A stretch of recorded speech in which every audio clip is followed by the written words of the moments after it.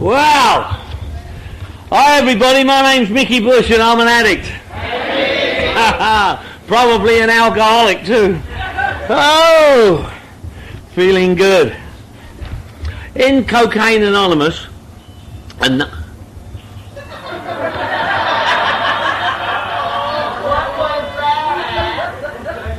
where I got clean, the only reason we allow cell phones to be left on is if you're expecting a call from the local VD clinic.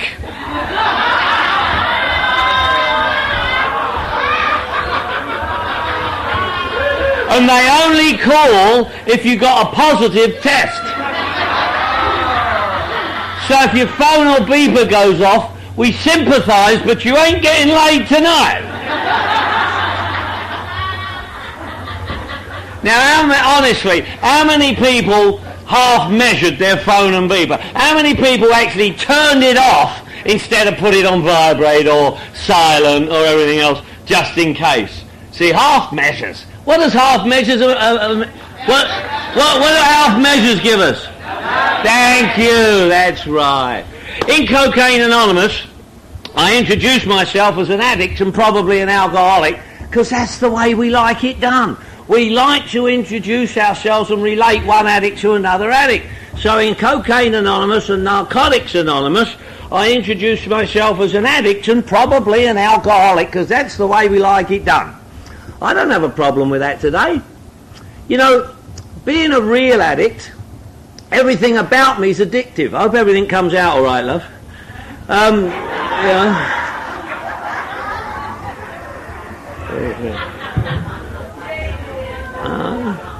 That's all right, people in cocaine. I think I'll get up. I think I'll just get up and walk about. I think I'll get up and say hello to them, disturb them. I think I'll just get up and walk around. Now, I don't mind if you're new and you're tweaking, you know, vibrating, you know. Anybody remember coming in here vibrating? I was definitely no bloody vision for you when I got here, I will tell you that. But anyway, like Cocaine Anonymous, we just do that, don't we? We just walk around and disrupt people and do things.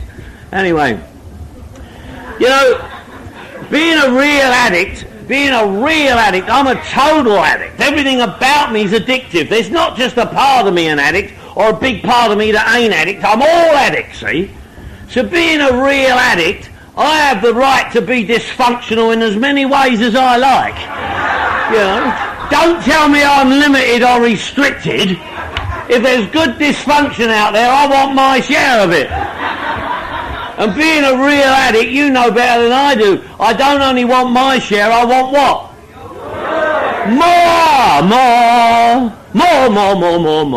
I just want more. Doesn't matter what it is, I want more of it. If there was nothing in the world to do but breathe the air, I would go, because I'd want more air than you, or I'd want your air. Don't matter what it is, I just want more of it. Even if I don't know what it is, I want more of it. I'd even want more bloody herpes than you. You know, I just want more. You know what I mean. So, if there's good dysfunction out there, I want more of it. More. And so being a real addict, you know, I always use, well, I didn't only use, I drank. Oh, man, did I drink? I drank. I'm a real alcoholic. So consequently, I get asked to speak in Alcoholics Anonymous meetings, and when I identify in them meetings, I identify as an alcoholic and probably an addict, because that's the way they like it done too. And I don't have a problem with that today. I used to get into all that crap, but not today. See, I'm Mickey Bush, I'm an alcoholic addict, I'm in an Alcoholic Addicts Anonymous, Cocaine Anonymous, Narcotics Anonymous 12-step program. I know what's wrong with me and I know what to do about it. I never knew that when I got here on January the 15th, 1983. I never had a clue. And I'm a very sick dude. I mean, you are not going to be hearing well up here tonight. You're not going to be hearing cured. You think you're going to hear cured up here? No. You know, I'm a very sick dude. In fact, if there's 12 steps attached to anything, I'm a contender for it. No matter what it is. If there's 12 steps attached to anything, I'm a contender for it, man. AA, NA, CA, ACA, overeaters, little Peters, it don't matter what it is. You know, yeah, you can laugh, haha. Yeah. Well, I want you to know, I went to a little Peter meeting and wouldn't let me in, said I didn't qualify. Yeah. They let Jim in. Jim was all right. They let Jim in. He was all right. You're a rotten lot laughing at little Jim. Yeah. Well, you black folk think you got a monopoly on there or what? Yeah. Telling you. Yeah. Yeah, you know. So you get the point. We're not going to be talking cured up here tonight. You know. I'm a cocaine addict. The last drugs I did was cocaine. May 7th, 1983. Now, I told you I got here on January the 15th, 1983.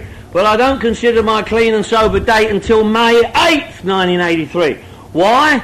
Because 4 months after I get to Alcoholics Anonymous and quit drinking, I'm still doing all the other stuff that I do.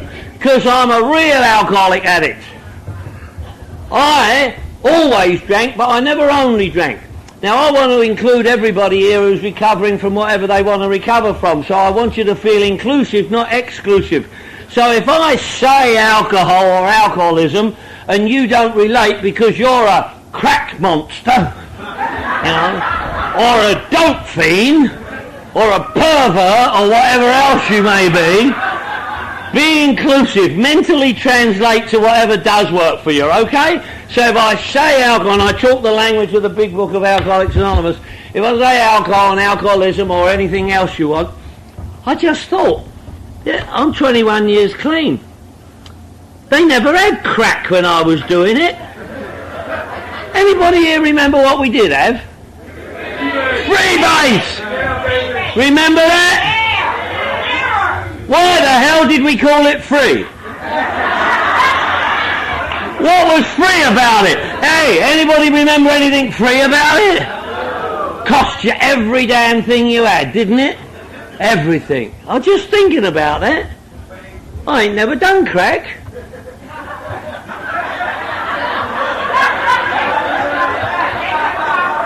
You got bad minds, that's what you got, bad minds.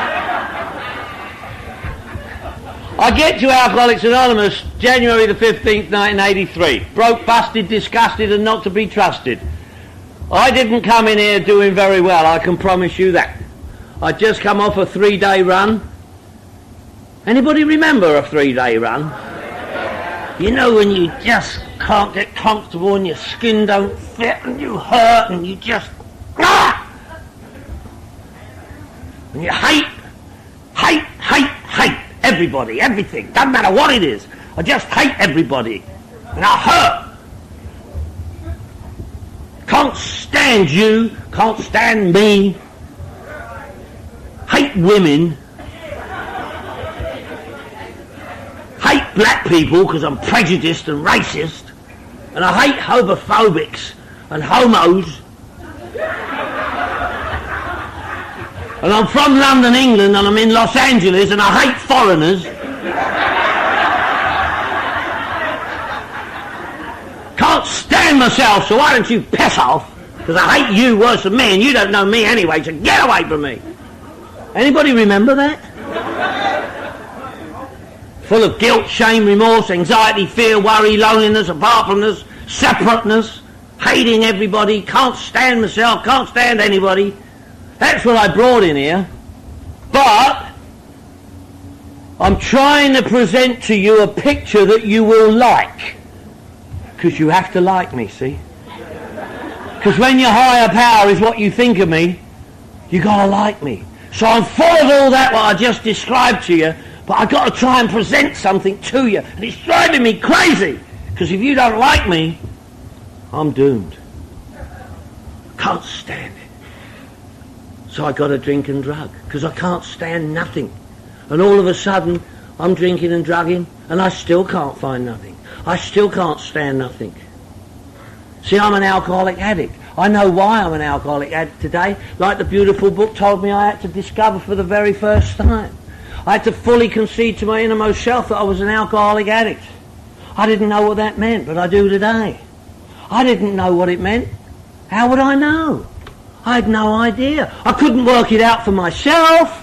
What do you think, I could work this stuff out for myself? You think my best thinking got me here? You think after that 3-day run I looked in the mirror and said, Mick, your life is a mess. You better go to AA and sort the bugger out. I couldn't do this for myself. You guys had to come and help me, and that's what happened. I was 12-stepped by a guy 2.5 years clean and sober.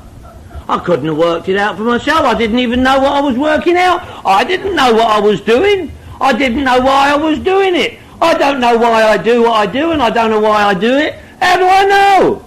I don't know nothing. I'm so sick when I get here. I'm so sick that I don't even know I'm sick. Do you know how sick that is? Do you know how sick it is to be so sick you don't even know you're sick? Do you know how sick that is? That's really sick. What, are you going to watch each other? Look at them.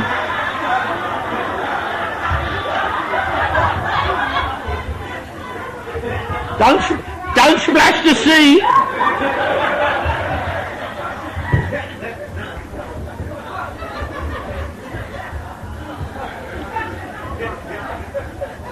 I was so sick. I'll tell you how sick I was when I get to Alcoholics Anonymous. I was so sick, and this is how sick maybe you can relate. When you come into a room full of alcoholics and addicts, and you scan the room, like being a good scanner, we have to be a good scanner, because anybody like me has to be a good scanner, because any room you go in, you've got to be able to scan the room to see who's going to be the next victim. You know that. You scan the room and you go, at least I ain't as sick as him. Do you know how sick it is to be in a room full of alkies thinking you ain't as sick as someone else? It's really sick. If you're in here tonight wondering whether you is or whether you isn't a real addict or not, I want you to know that I can relate to being as sick as you don't think you are. Really sick. I never knew. I do today. I wrote a word for sick. S-I-C-K. Spiritually ill can kill. And I was dying of a disease I never even knew I had. You guys all knew. I never knew. Where would I know? How would I know? I'm from northwest London. You probably picked up on that, right? This is the way I talk, folks. Cocaine never done this to me. You know what I mean? I don't know why I do what I do. How would I know? I always drank and don't know anybody who didn't drink. Everybody where I came from drank. I'm from northwest London. Everybody drinks. Nobody drank for a reason. We never had a reason to drink. We didn't have a reason not to drink. Everybody just drank. We drank if the team won. We drank if the team lost. If it was a tie, we drank till there was a result. You know, we just drank. I don't know why we did it. Everybody did it. I didn't know anybody who didn't do it. When I get here, you folk all know why you're doing what you're doing. I read in the beautiful book Alcoholics Anonymous. Alcoholics drink primarily because they like the effect produced by alcohol.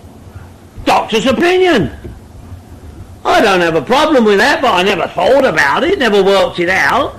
I mean, yeah, you guys all going, well, I drank because I couldn't stand the pain, and I used because I was covering up my feelings, and I couldn't stand who I was, and I had all these issues. Past the tissues, I got issues. You know what I'm saying? I thought, at what stage of the game do you discover that? I don't know about that. How would I know about that? I can't even imagine that. I can't imagine going into a pub and saying, oh, bartender, hit me with a triple shot of your best booze, because I can't stand who I am and I want to cover up the pain tonight. It never happened. It never happened. You know, drug of choice? What is a drug of choice? I have no idea what a drug of choice is. I heard all you folk talking about drug of choice. I went, drug of choice? You got to choose? You get to choose? Drug of choice? What is a drug of choice? My drug of choice, if I got one, is yours. Whatever you got is my drug of choice. And anything you got is my favourite.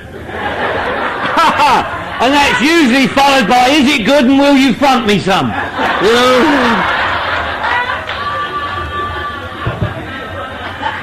Tell you what kind of dope fiend I am. I'm out on the street one day, raining, dirty, on the phone to the man, trying to hustle a deal, trying to get something for nothing is what I'm trying to do. I'm on the phone, I look down in the dirt, and in the dirt is a pill. I went, oh, look at that. Swooped down on this pill, picked it up, looked around for another one, and that's it. I don't know what it is. It was a pill.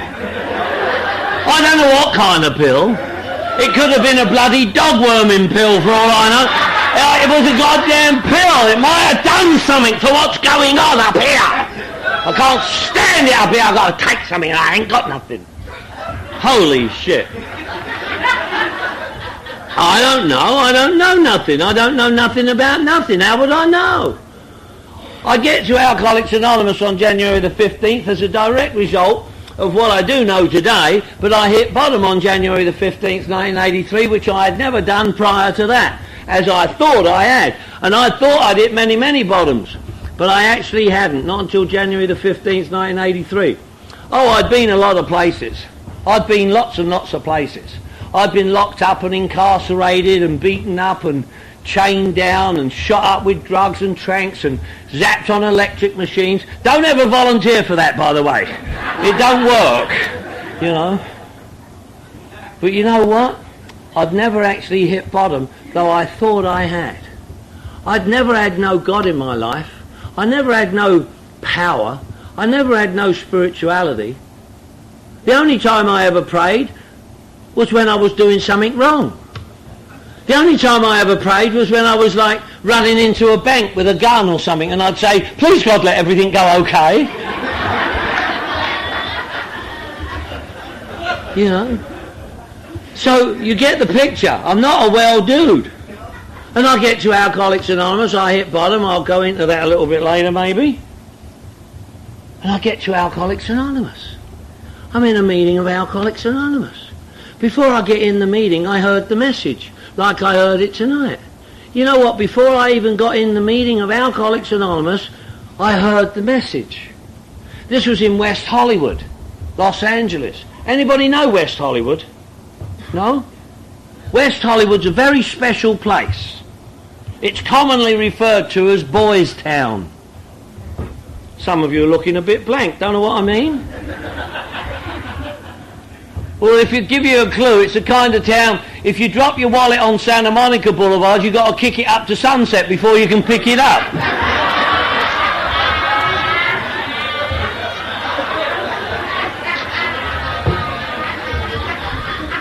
If you're gay, don't be offended. I told you I was homophobic. You get the picture. I walked out of this Alcoholics Anonymous meeting and there's two dudes standing outside. One of them stepped forward like that with his hand out. I said, what do you want? He said, I want to welcome you to AA. I said, what? He said, welcome you to Alcoholics Anonymous. I said, what? And the other dude said, keep coming back. I said, what for? He said, we love you. I said, I bet you do. When dudes tell you they love you in West Hollywood, it ain't got nothing to do with AA. I snuck past them, went into the meeting. Nice meeting, they smoked in meetings then. I looked around the room, there were some celebrities I knew. I went, holy shit, look at this, what is this? People talking, talk. God damn, look at this. What is this? And a guy come walking towards me, an English rock and roll singer. I'd known him for years. I went, what are you doing here? He said, I'm leading the meeting. I said, how come? And he put his arms around me. I went, what are you doing? He said, I'm giving you a hug. I went, get away from me! I'm in the goddamn funny farm, man. Hugs and loves and shit. We've been saving you a seat, he said. I went, what for? He said, I'm leading the meeting. I said, how come? He said, I'm 22 months sober. I went, ugh. I wasn't impressed by sobriety. Wow, 22 months sober. I don't want to catch what he's got. He said, talk to these dudes. I said, get away from me. I don't want to talk to no dudes. But they wouldn't shut up. They would talk. Talk.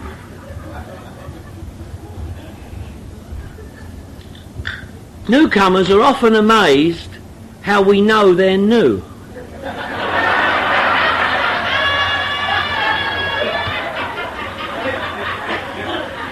You go up to a new guy, you reach out to him, you put your hand out and say, hi, I'm Mickey, you're new, right? And they go, how do you know?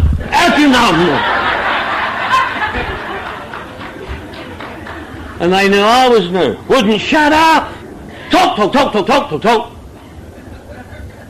All of a sudden, one guy said, you're an alcoholic.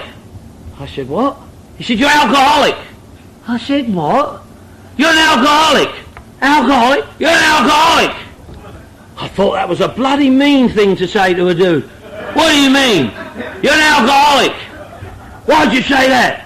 Because it looks like a duck and walks like a duck and sounds like a duck and smells like a duck, it's a bloody duck. Just because he's been taking some shit and thinks he's an eagle, no, you're a duck. You're a duck, I'm a duck. Quack, quack, he went on. Damn. Holy shit. I couldn't believe it. Alcoholic. I'm an alcoholic. He said I'm an alcoholic. I thought, wow, alcoholic. He said I'm an alcoholic. I thought, alcoholic. I'm an alcoholic. Wow. Holy shit, alcoholic. Wow. And I thought about it, and I thought, wow, alcoholic. I'm an alcoholic. I ain't nuts, I ain't crazy, I'm alcoholic. Holy shit. Being alcoholic was like a step up for me. I went, wow, far off, I'm alcoholic. Holy shit, alcoholic. I ain't crazy, I ain't nuts, I'm alcoholic. Wow, I know what's wrong with me.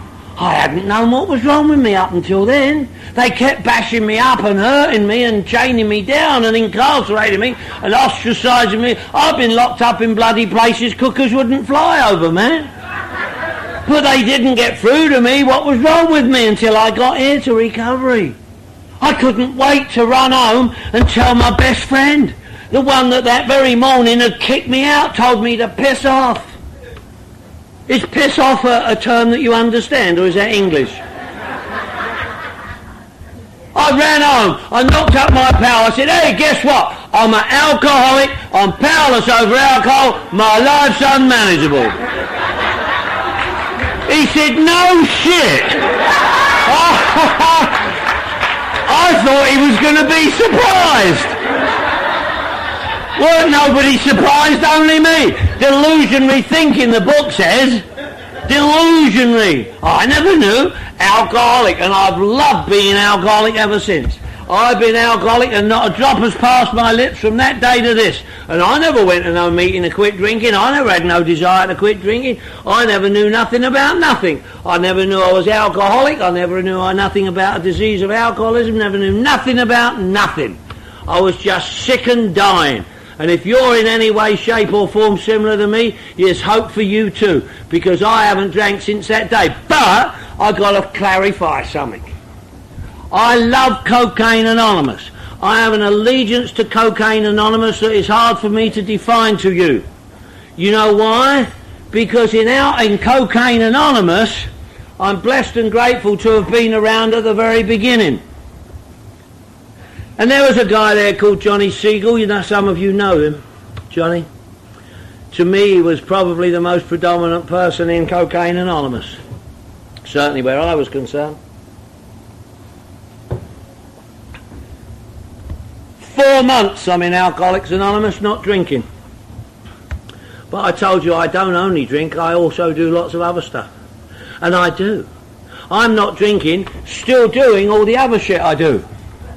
Because I do lots of other shit. I don't know whether you do or not, but I do. I like pot. Anybody here smoke a little pot? Anybody smoke a lot? Yeah, no shit. I ain't got a problem with pot. I like pot. Pot only does two things to me. It makes me horny and makes me hungry. Nothing wrong with that. Except some mornings you wake up with a sore arm and a bed full of pizza crust. But apart... Oh, you do that sick shit here, huh? Oh. I like cocaine. Anybody here do a little cocaine? Anybody do a lot? Yeah, no shit. I ain't got no problem with cocaine. Do anything for cocaine, except pay for it. Don't like paying for it. Don't like paying for it. I like speed, crystal, crank. Anybody here do a little speed, crystal, crank? Anybody do a lot? Yeah, no shit. Did it make your dick disappear too? You ain't gonna get that in no Betty Ford manual. Oh yes, fire up some crystal, your dick will disappear.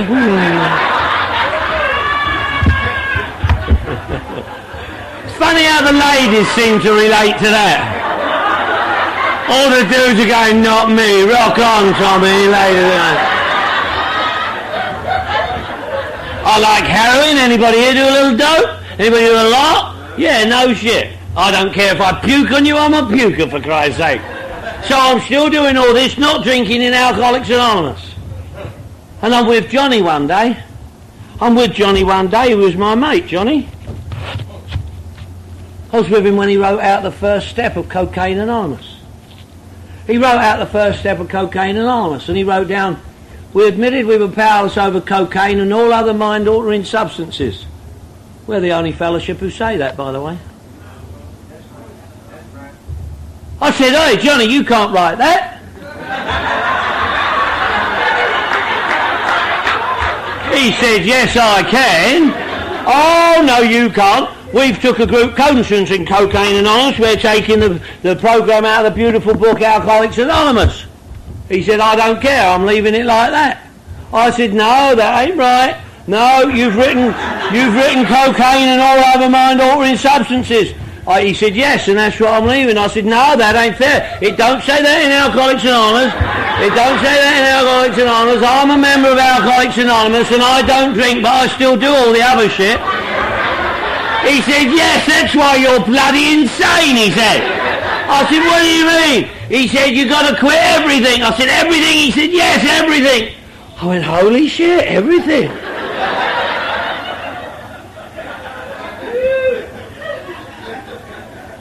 And so, the last drugs of any kind I did, on May 7th, was cocaine. I ain't done anything from that day to this. May 8th, the following day, is my clean and sober date. And I got news for you. They say there's no greater pain for an alcoholic addict who relapses and goes back out there and has a belly full of booze and a head full of AA. I'll give you worse pain than that, my friends. I'll give you worse pain than that. You stick around these rooms. You keep coming to meetings and don't do the work around here and don't have a sufficient substitute for the alcohol and drugs like the beautiful book says. And if you don't replace the alcohol and drugs with a sufficient substitute like the 12 Steps program, if you don't replace what you've been doing with what you need to do, and if you sit around these rooms and have a sober belly without a head full of AA, NACA, you will hurt.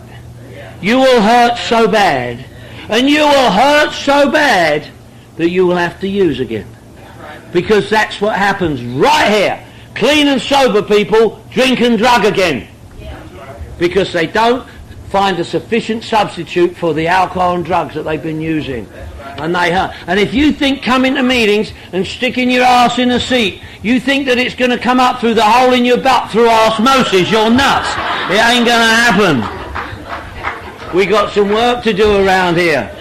And that's what we need to do. And I never knew that, but Johnny did and you guys did, and you saved my arse. And it was Cocaine Anonymous that got through to me. Now, I may have been told all lots of other things, but I never heard it. I don't blame people because I know I've always had a hearing problem. I got a hearing problem. I don't hear shit right. Never have. Never happened just because I got here. All my life, I don't hear shit right. I don't collate things the same as normal people. I didn't realise it until I got to recovery because that's what makes me an alcoholic addict.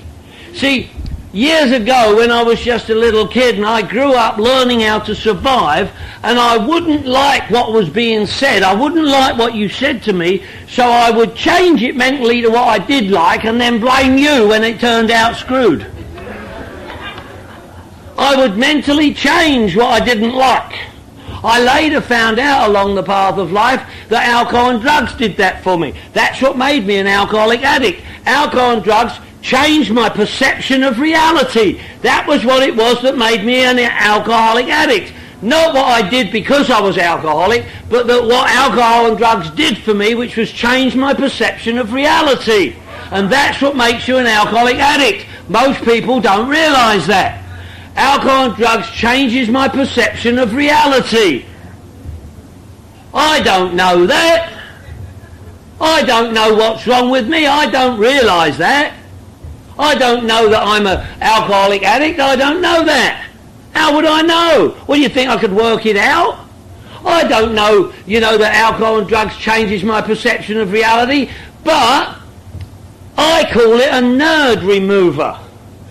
Alcohol and drugs removes the nerdness. I feel like a nerd, I use, and I don't feel like a nerd. I feel like a nerd and I use, and I don't care if I'm a nerd.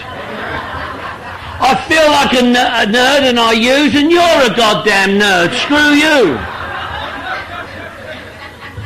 Mary in my home group, she's a badass alcoholic addict. She's a delicate little dudette. She puts it as well as I've ever heard anybody put it. She says when she drinks and drugs, she feels wittier, prettier and tiddier. I know exactly what she means. See? Alcohol and drugs removes, that was the essence of the duck and the eagle story. Alcohol and drugs changed me from a duck to an eagle. I go out drinking as a little duck, have a few swift ones, turn into an eagle and go swooping around looking for prey. I don't know that. Even if I've been told it, I don't hear it right. Anybody here got a hearing problem? Yeah. No shit. Used to drive my mum mad. I would go home drunk when I lived in my mum's house. Now, I don't know whether you got a mum like my mum or whether you even is a mum like my mum. I don't know. But you couldn't get one over my mum in her house. In her house, that was her domain. She knew every nook and cranny in that house. And I would come home ripped. Alcoholics and addicts have this insane belief that they know how to be quiet. Remember? And I would come home, stumble bumming around, and of course, my mum would hear everything. I'm sure she slept with one eye open, She would yell out down the stairs, "Drunk again, son!" And I'd go, "So am I, Mum." She'd say, "I'm not bloody drunk, I've been in bed since 9 o'clock, what the hell's wrong with you?" Are there any other weirdos here tonight? And the rest of you lying mothers, I know weirdos when I see them. All my life people seem to say to me, "What is wrong with you? What the hell's wrong with you? For Christ's sake, what's wrong with you? Goddamn weird you are, do you know that? You're weird you are. Now get the hell away from me, weirdo. The hell's wrong with you? Goddamn weirdo." And I wouldn't get it. And I think, why are they saying that? So why'd you say that? Why do you drink like you do? I go, well, why don't you drink like I do? Because I don't think there's nothing wrong with me. It's you. See, and I don't know. I don't know nothing about nothing till I come here. Till I come here and one relates to another, like we do, because that's the magic that we got here. The magic that we got that they ain't got out there. They don't understand us out there. They don't know in Kansas City with Missouri or Kansas what we're doing in here. They don't understand what we're talking about. My own mum don't. My own mum don't relate to me as much as you folk who have never ever seen me before and might not see me again. You know me better than my own mum does. Every year I go home to London, England, and see my mum. Knock on her door. Tell her, Mum, clean and sober 21 years. She says, so is the cat.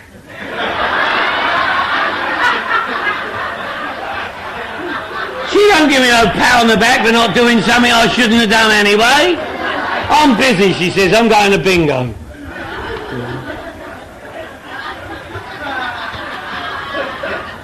One year I fooled her, you know what? I think it was year 13. Went home. Didn't go round to her first. Now, I got 3 sisters and a brother. Went home first. They knew I was home, but I never went round to Mum first to tell her the truth. She heard I was in town. She got all worried and concerned, didn't she? She called up my sisters and brothers. She said, he's in town, you know, but he ain't been round to tell me he's clean and sober. He ain't got drunk, has he? Is he all right? He ain't going to die, is he? Because mums make out they don't care, don't they? But they do care, don't they?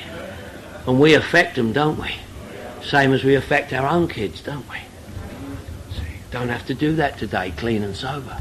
What a gift, what a gift. I ain't got to do that. I'll share with you the first time I've shared this in public. This week my mum died. She's no longer with me. You know. Big loss. I'm a poor little foreign orphan in a strange land.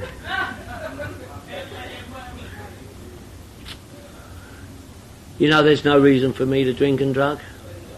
I don't drink and drug for any reason, nor do you. We don't drink and drug because of any reason. There's no reason for us to drink and drug, but you know what we do have?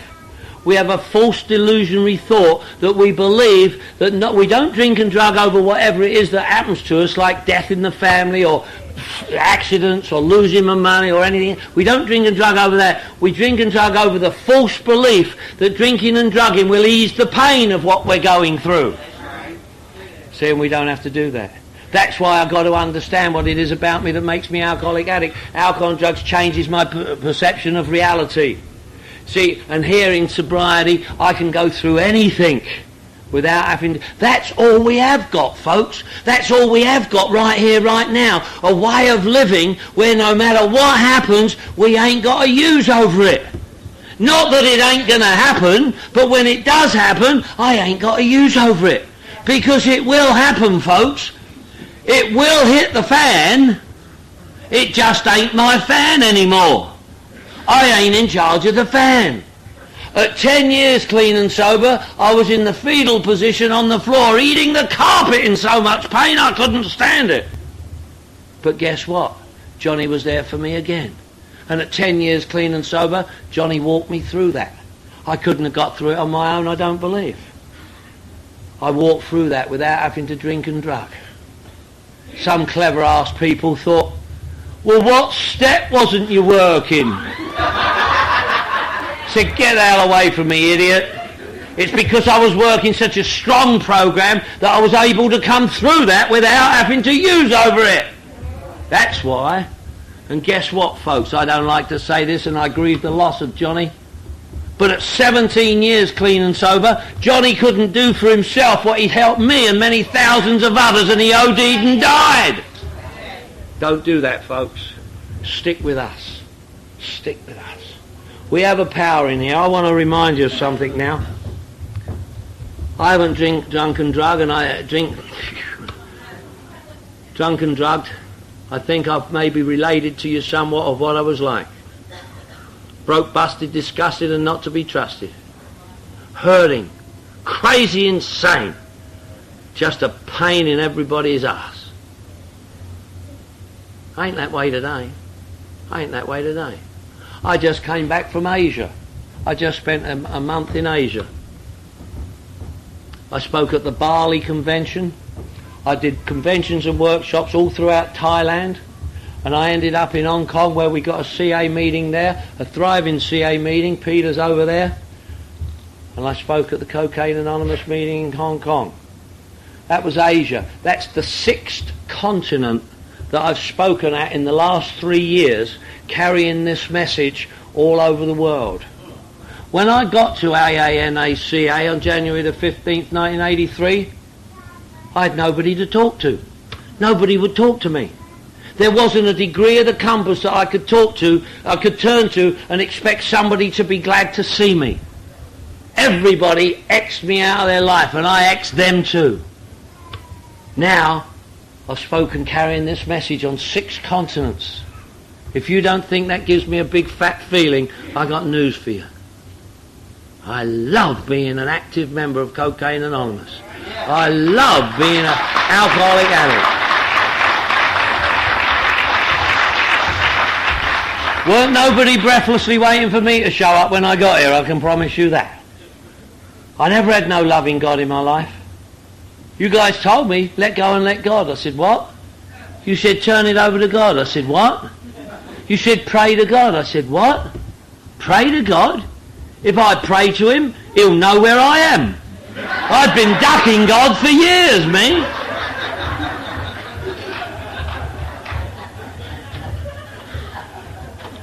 I get nervous when dudes are creeping around, hunched over.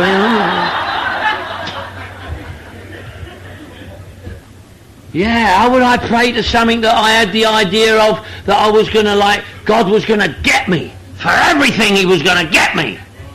God was going to get me. I had this vision of praying to the Holy Father and go, oh, Holy Father, there you are, you little shit, I've been looking for you. Zap. Ain't true today. Ain't true today.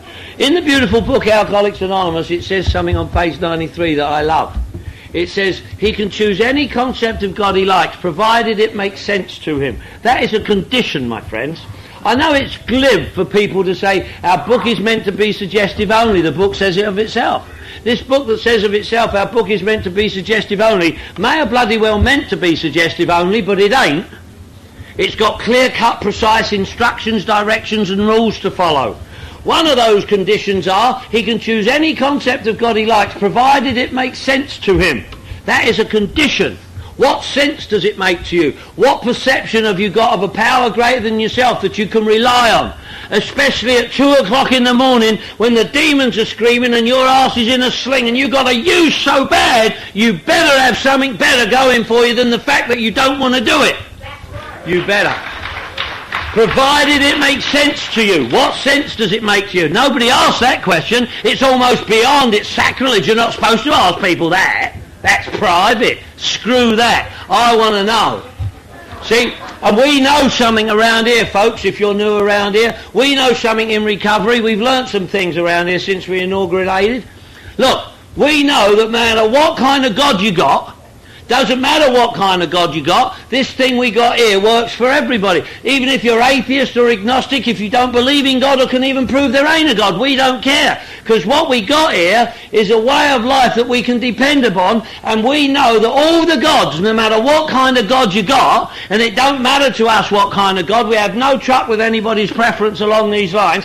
It don't matter whether it's a Catholic, Jewish, Hindu, Muslim, you can have a leg of the chair God, a doorknob God, you can have any kind of God you like, because we don't care. Because all the gods have at least one thing in common.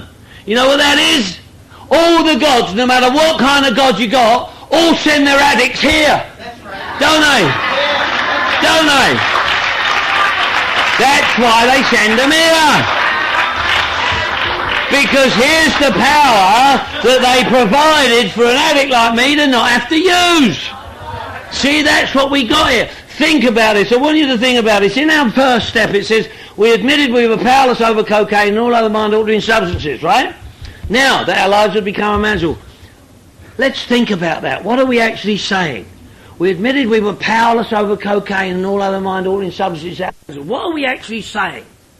Are we saying that we, as a fellowship, joined together in unity, have no power over cocaine? Is that what we're saying? Think about it. Think about it. Are we saying that we, as Cocaine Anonymous, joined together in unity, have no power over cocaine? Because if we are, we're screwed.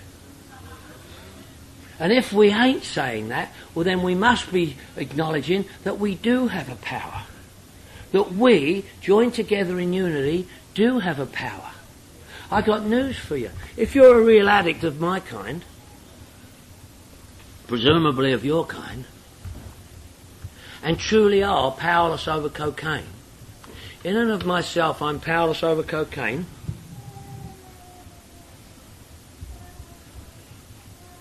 if there ain't a power right here, right now, enabling me to not have to drink and drug, I got to get loaded. If I don't have a power enabling me to not drink and drug, I got to get loaded. If I truly am, it's all right, I got it. I have trouble with cold water. I keep wanting to bless it and turn it into wine like the other dude did, you know. Thank you. See?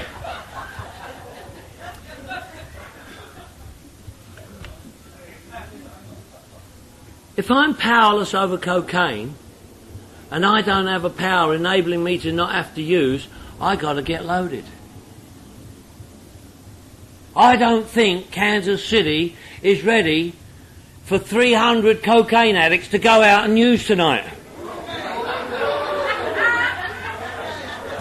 So there must be a power right here, right now, enabling 300 addicts to not have to use tonight. Right here, right now. So why am I walking around claiming I'm powerless in Cocaine Anonymous, for Christ's sake? I don't know why we do that. We do that, but I don't know why we do that. I don't do that. Cocaine Anonymous is such a power over cocaine, I don't know how to describe it. Look, if I ain't got this power in my life enabling me to not have to use cocaine, I got to use cocaine, because the disease I got will make me do what I already don't want to do. I can't not do it just because I don't want to. I wish I could. I wish I could. Just say no. I don't even know where that shit comes from. Just say no to a full-blown dope fiend like me. Just say no. It's like telling that homeless dude on the corner, hey, homeless dude, just get a house. Get a goddamn house, homeless dude. You prick, if I could get a house, I wouldn't be homeless. Yeah, and if I could just say no to cocaine, I wouldn't be a dope fiend neither. See, I can't not do it just because I don't want to. Because I've got a disease that I'm powerless over that makes me do what I already don't want to do. So I got to not want to do it, but then I got to do these steps and this work so that I don't do what I already don't want to do.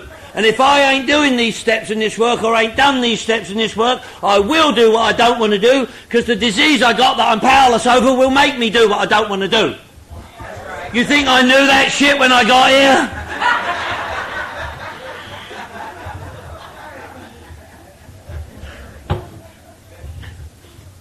I ask folk all the time, what does it mean to be powerless over cocaine?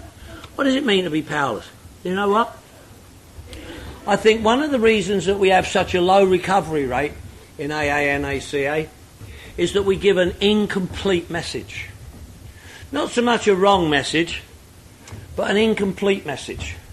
For example, there is no mention in the program of Alcoholics Anonymous about admittance, acceptance and surrender. Admittance, acceptance and surrender is not mentioned in the program of Alcoholics Anonymous, but we've took it up and have...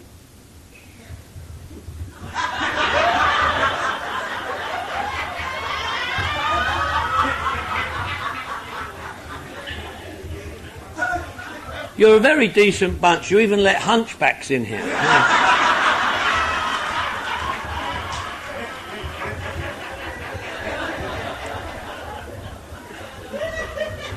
What was I saying now?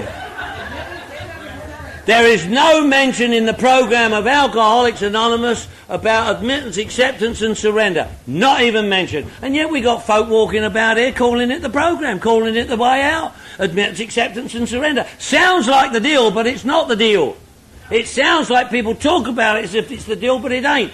Fully concede to your innermost self that you are is the deal, and then admit, accept and surrender to that. But if you're trying to admit, accept and surrender without having fully conceded to your innermost self that you are, you're screwed and it won't work. Yeah, that's right.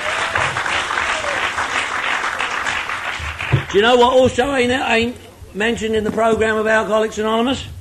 Hitting bottom. Hitting bottom ain't mentioned in the program of Alcoholics Anonymous. There's no mention of hitting bottom. In the beautiful 12 and 12 it says, why all this insistence that every alcoholic must hit bottom first? And yet there's no mention of hitting bottom in the program of Alcoholics Anonymous. So consequently, we mess it up. We don't understand it. We all think we know, but we actually don't. We think we do, we say we do, and we feel we do, but we actually haven't.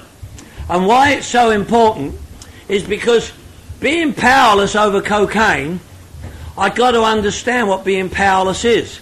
And being powerless is not what I do because I'm powerless. I asked a guy in this meeting here tonight what powerless meant. A very well-respected member. And he didn't know. He thought he did. He said, do you know what he said? I don't have the will to resist its demand. That's a result of being powerless, my friend. That is not what powerless is. We tell people being powerless is not my ability to drink and drug or not drink and drug. So many people think that I have no control. To control it, you've got to be doing it. If you're doing it, you're already screwed. What I do because I'm powerless is not what powerless means. People think it is, but it actually isn't. Now, I'm going to ask you something, and I'm going to invite you to come to me, because I don't know anybody who is giving a definition of what powerless means. I asked our taper, as I've asked every taper in the country, and I know them all.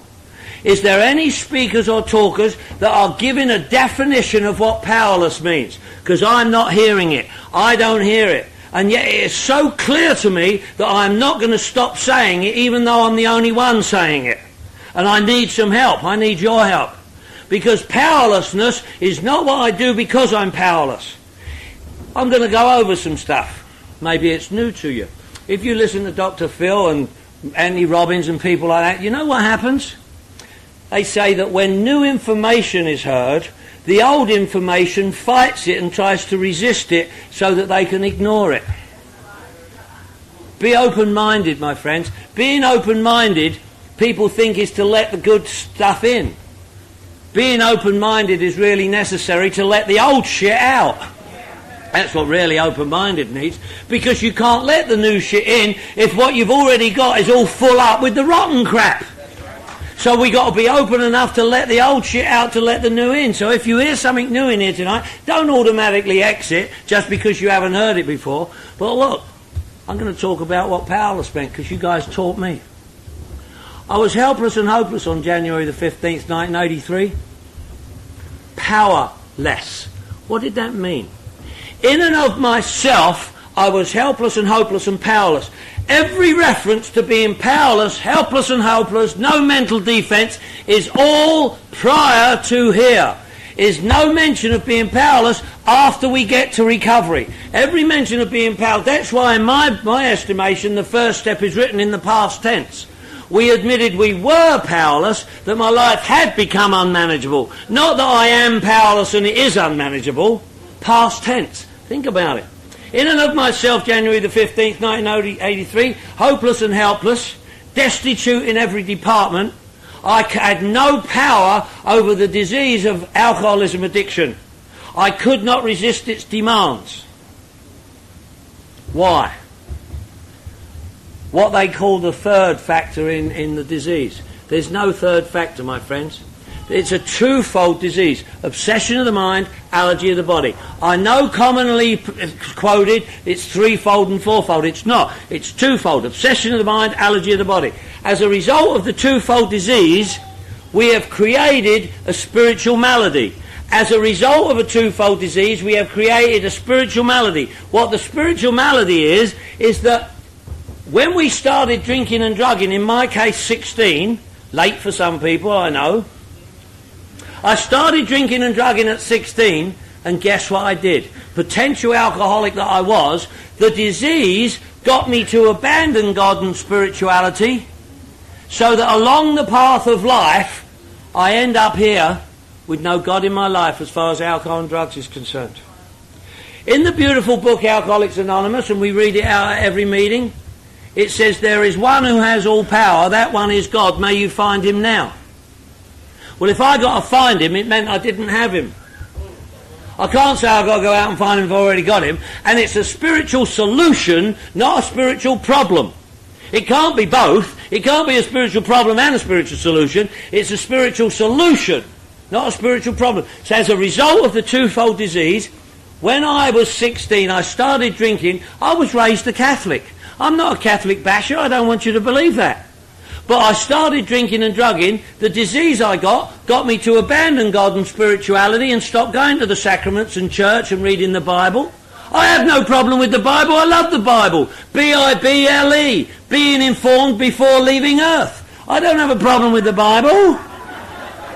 But the disease I got me to abandon God and spirituality, so that along that path of life I end up here at 40 years of age in Alcoholics Anonymous with no God in my life. And the disease is the power in my life. The disease that I can't get out from under. I am helpless and hopeless and powerless because I have no God in my life to counteract the power of the disease. And the disease has got me by the short ones and sucks me in any time it wants. Why? Because I abandoned God and spirituality. Never had no God and spirituality as far as alcoholism addiction was concerned. Oh, I loved my kids, and I occasionally went to Mass, especially at Christmas, drunk. You know, if anybody remembers midnight Mass.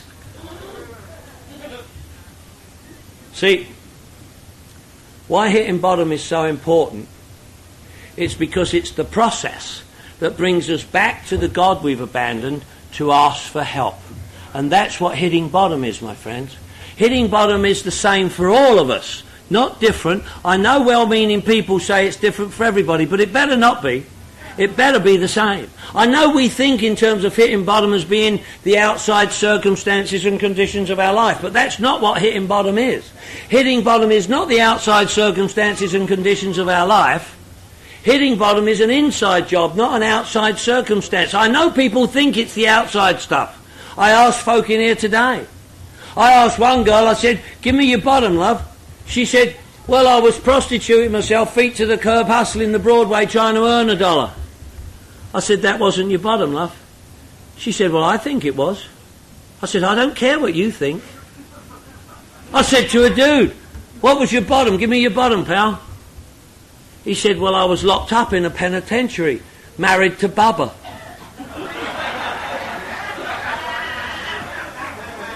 I said, that wasn't your bottom, friend. He said it felt like it was.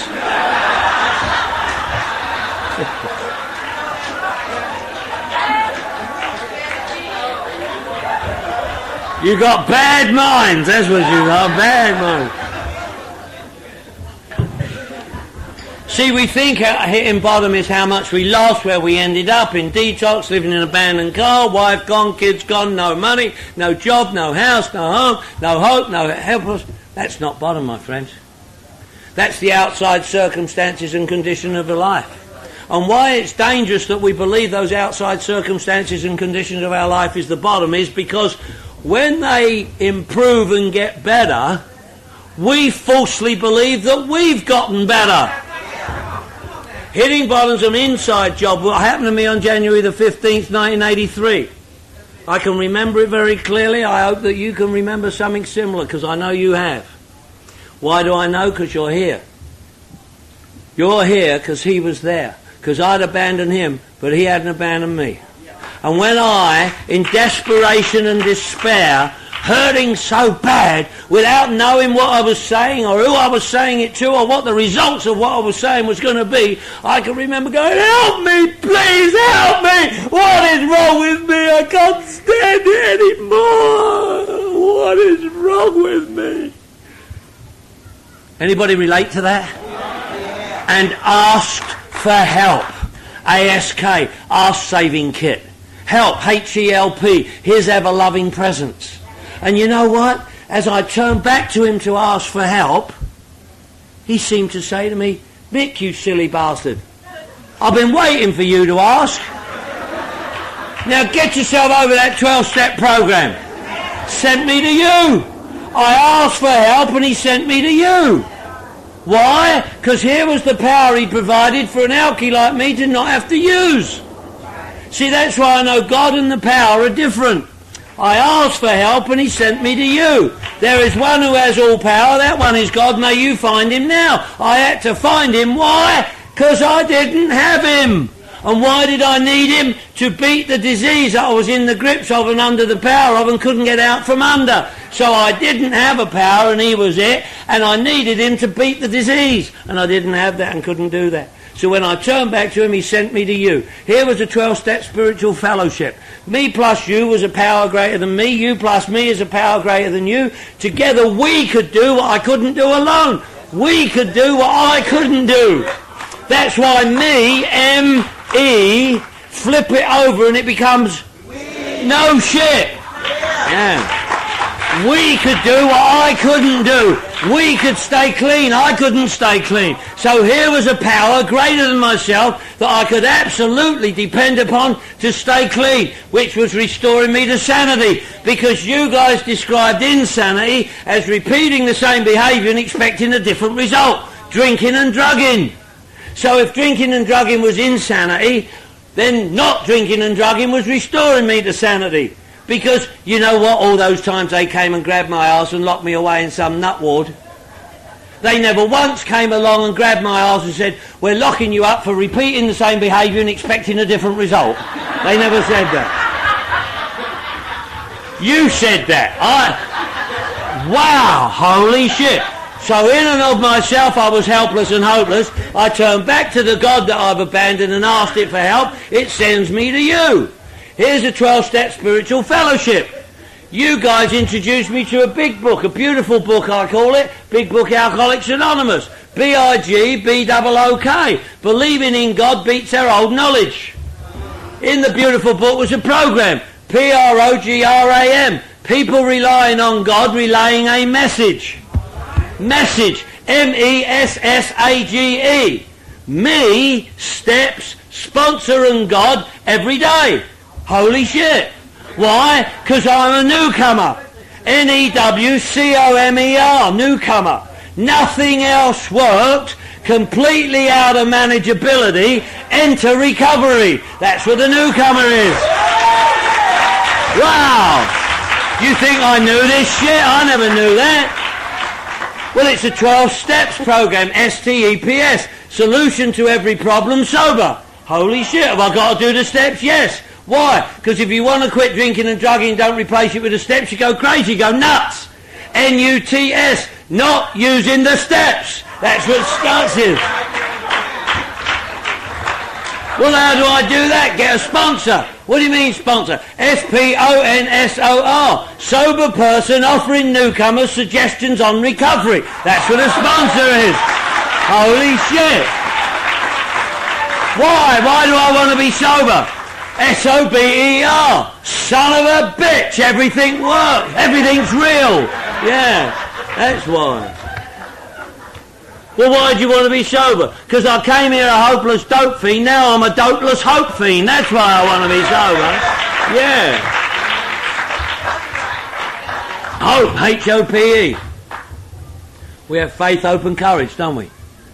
Faith. F-A-I-T-H. Fear and insecurity. Trust him. Trust, T-R-U-S-T. Try relying upon step 3. Hope, H-O-P-E. Happy our program exists. Who's happy they got a program here? Yeah, no shit. H-O-P-E. Hearing other people's experiences. That's what we do, don't we? We come here, and it takes a great amount of courage to come here and do that. C-O-U-R-A-G-E. Because of using recovery is a great effort. That's why Johnny wrote courage. He put that in there special. Because it takes a great amount of courage. Don't undermine yourself. Just being here and making a start is a tremendous amount of courage, folks. I applaud you, as you did me. I love being an active member of Cocaine Anonymous. Powerless? Why would I say I'm powerless? Powerless is only mentioned once in the programme of Alcoholics Anonymous, and that's in the very first step. Power is mentioned 66 times. 66 times power is mentioned. Once powerless is mentioned, and we're all walking around going, powerless, powerless. Everybody's powerless. Powerless, powerless, powerless. Poor little powerless. That is so alcoholic. If you're like me and you stand on the firing line every day and you work with newcomers, remember this. If you tell a newcomer, 66 people tell a newcomer, don't do that. But if he can turn to one person who seems to have gotten away with it, who do you think he takes note of? Once powerless is mentioned, 66 times power is mentioned, and we're all walking around going, powerless. I heard a guy today say powerless over everything, powerless over people, places and things. Being powerless over people, places and things has nothing to do with nothing. It certainly has nothing to do with alcoholism addiction. Everybody is and isn't powerless over people, places and things. It's nothing to do with being an alcoholic addict.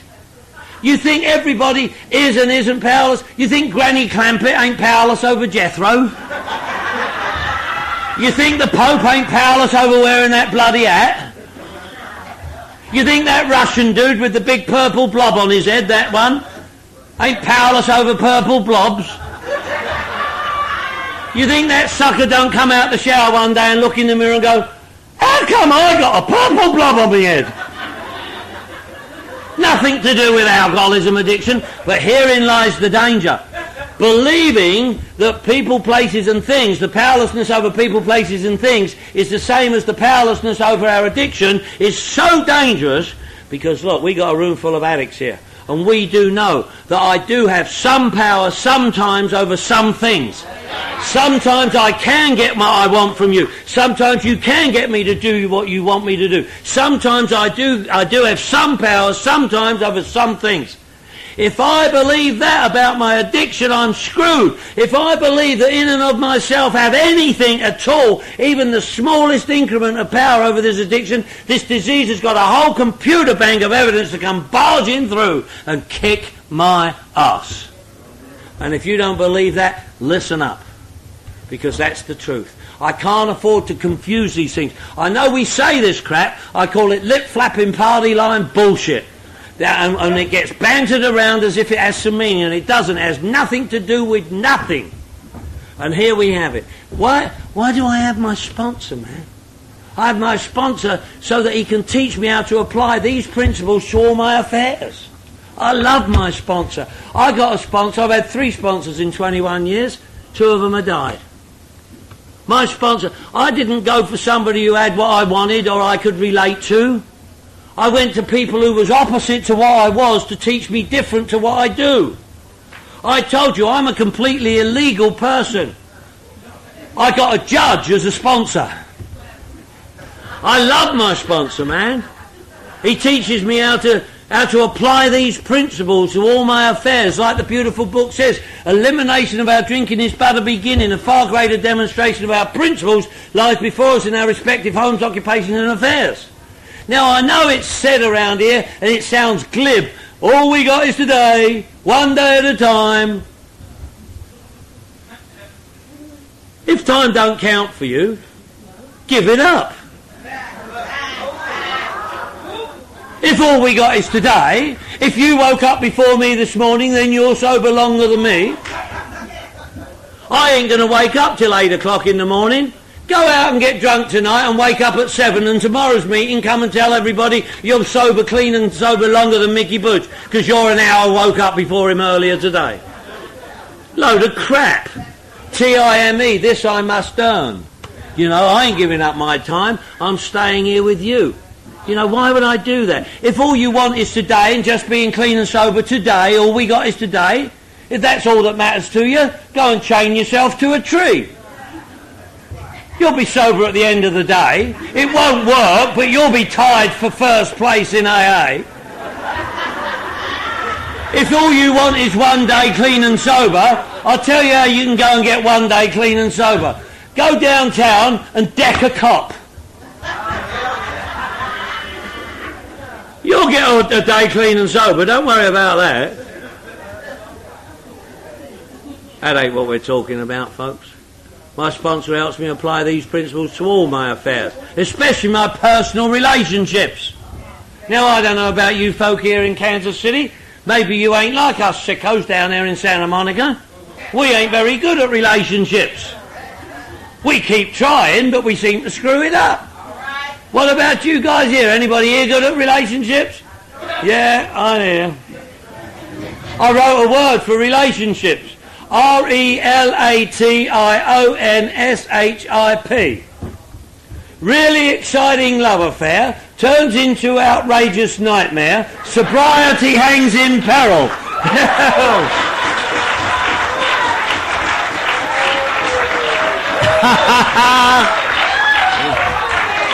Oh, you relate to that sick shit, huh?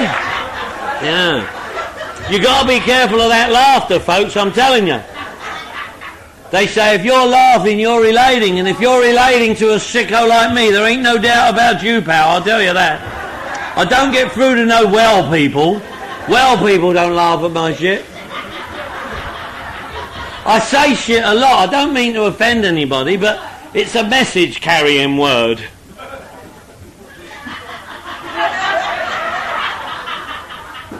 SHIT. Simply how I think.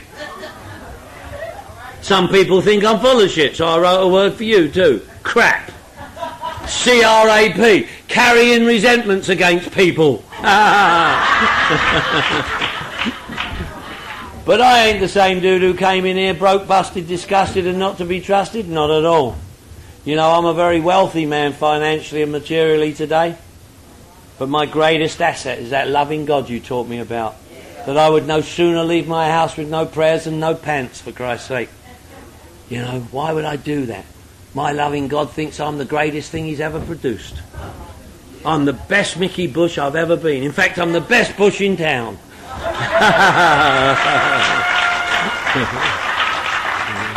My telephone number, incidentally, is 818 area code.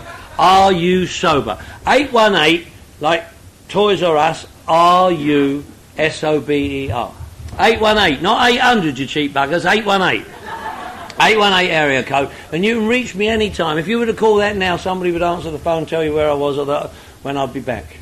And I give you that number because that's after that very first meeting in January the 15th, 1983, that's what you guys gave me. I got home from that meeting and I had 2 telephone numbers in my hand.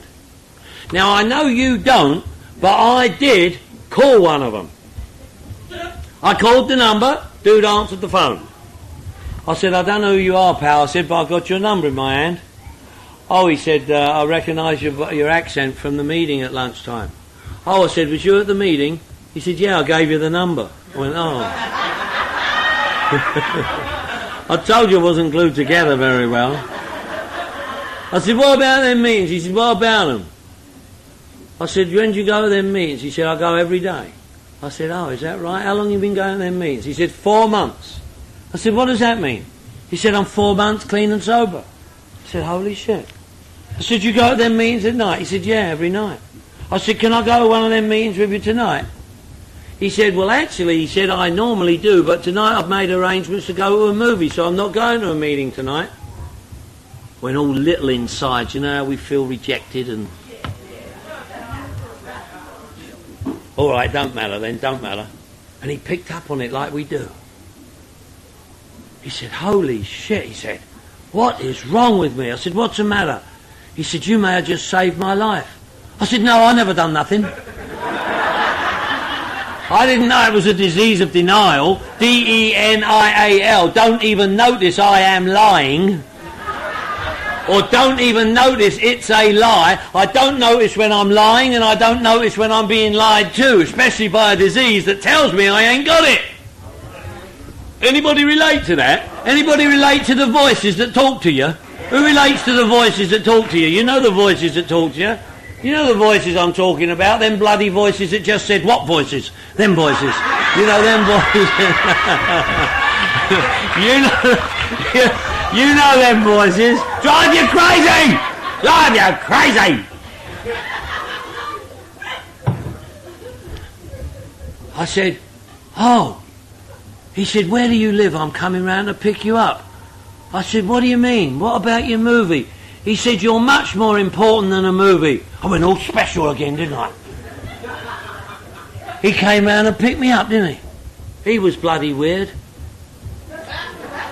He came round in this little red Fiat sports car, but he had it all decked out like a Mercedes with a big emblem and wheels and shit. I didn't know it, but I was getting my first lesson in alcoholic grandiosity. He took me to a meeting, got me a beautiful book of Alcoholics Anonymous, just like this one. A 3rd edition, not a 4th. This is a 4th edition. This is the book, by the way, that we gave to the newcomer. She allowed me to use it tonight. You know, this is the one that we freely gave to the newcomer who didn't have one and was one day yesterday. Thank you, love. I hope you keep coming back.